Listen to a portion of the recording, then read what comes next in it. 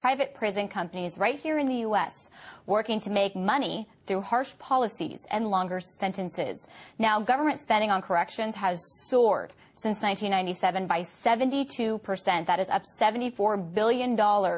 And the private prison industry has raked in tremendous profits. Joining me now for more from our L.A. studio is Anna Kasparian of the Young Turks to talk about what's behind all of this. Thanks so much for being with us. It's nice to see you. Now, in this report, the authors note that while the total number of people in prison has increased less than 16%, the number of people held in private, federal, and state facilities has increased by 120 and 33%, respectively. So what exactly is behind those numbers?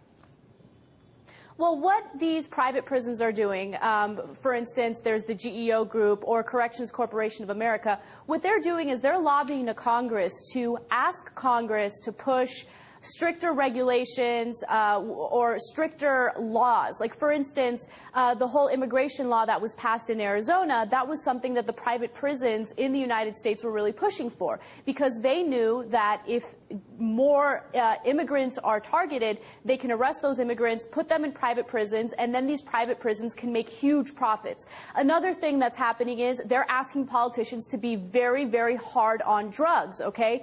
Make sure that we don't end this war on drugs. Even though there was a global commission that showed that this war on drugs has been an absolute failure. Why are politicians ignoring that? They're ignoring that because they know that private prisons are fattening up their pockets and private prisons are making huge profits. And just to give you an idea of those profits, both Corrections Corporation of America and GEO Group made a total of $2.9 billion last year alone.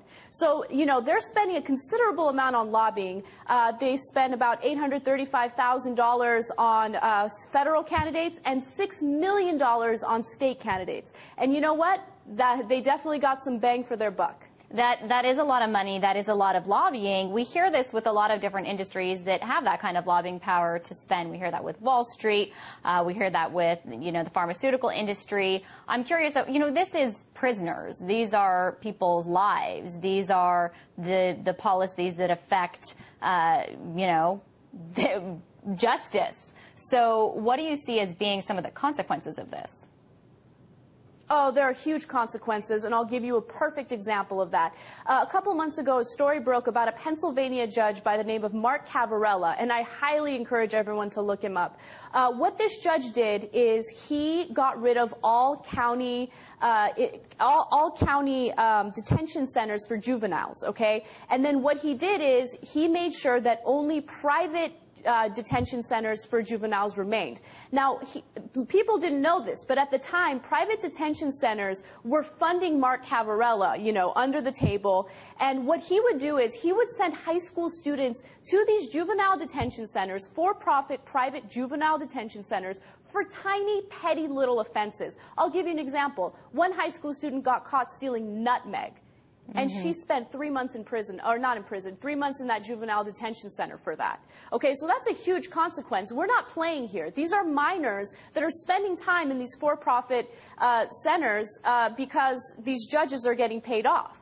So he got caught, thankfully, he got prosecuted, and he is no longer a judge. He faced the consequences. But you've got to keep in mind, whenever a prison system is privatized, what are they going to want to do? The number one thing they're going to want to do is profit. So they're going to lobby politicians so they pass laws and rules that'll make it very easy for us to get locked up for tiny little offenses. We're hearing about stories throughout the country where states want to basically sentence people to prison for life if they get caught with hash. What is that about?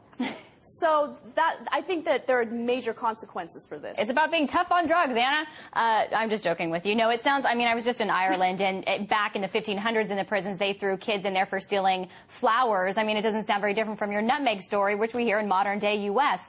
My question, though, for you, you know, you mentioned the money that private prisons are spending. These are privatized companies. Obviously, there's a lot of leeway for corporate power to spend money like this. So what do you see as the solution? Is the problem that they're privatized? Is the problem better regulations of campaign donations and lobbying? I mean, what do you really see as the solution to this, especially now that it's getting some more attention and there's more examples? The root of every single problem in the United States right now is the fact that corporations are able to fund politicians as much as they want. Citizens United was a huge problem, okay? The fact that our Supreme Court passed Citizens United was disastrous for this country. Okay, there needs to be regulation. We need to have campaign finance reform. There needs to be a political revolution. And, you know, and I'm not saying a violent political revolution. I'm saying that we need to make sure that there are limits to the amount of money that people can donate to campaigns. And when it comes to corporations, it's never ending. They get what they want because they have the money. Private prisons are getting what they want because they have the money. And pretty soon, we're going to be spending some time in prison for minor offenses. So there needs to be a revolution when it comes to situations like this. All right, there you have it. Anna Kasparian calling for a revolution of the Young Turks. Thanks so much for being with us.